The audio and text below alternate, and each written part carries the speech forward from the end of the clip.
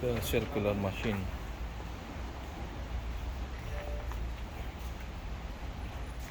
May roller siya.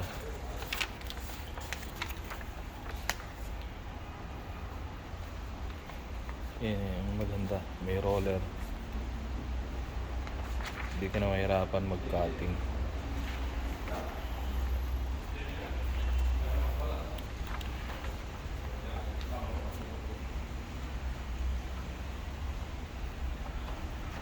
Tapos meron na rin siyang guide para sa sukat. 220 volts.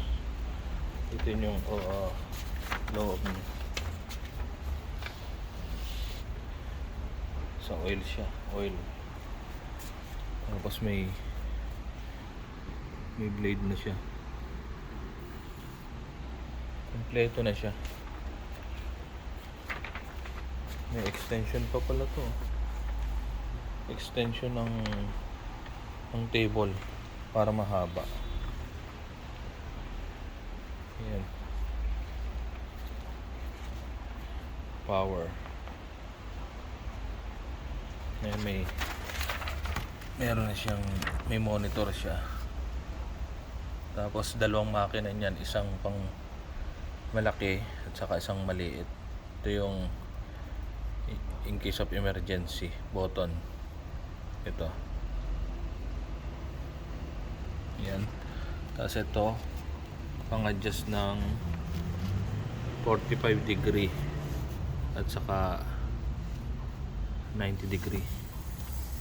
Yan sa angle adjustment.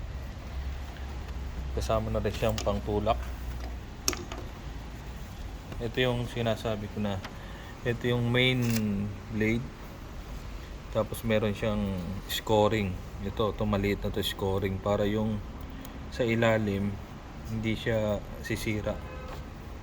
Yan. Napapalitan din to ng pang melamine na blade.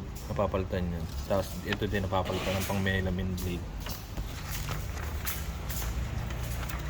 Yan. Kompleto na yan. Pang roller. Circular na may roller siya. Ito na-adjust to, nahihila to. Nahihila siya papunta doon sa para ipatong yung board dyan. Tapos ito yung nag-aalalay doon sa board to. Yan, roller na yan, nag-aalalay yan doon para kahit nag-iisa ka or dalawa lang kayo, hindi kayo mahirapan. Ayan. Maganda to pag naka-set up. Ang laki niya. Yan, malaking circular yan. Ito maganda sa mga shop talaga. Paggagawa ng cabinet. Yan.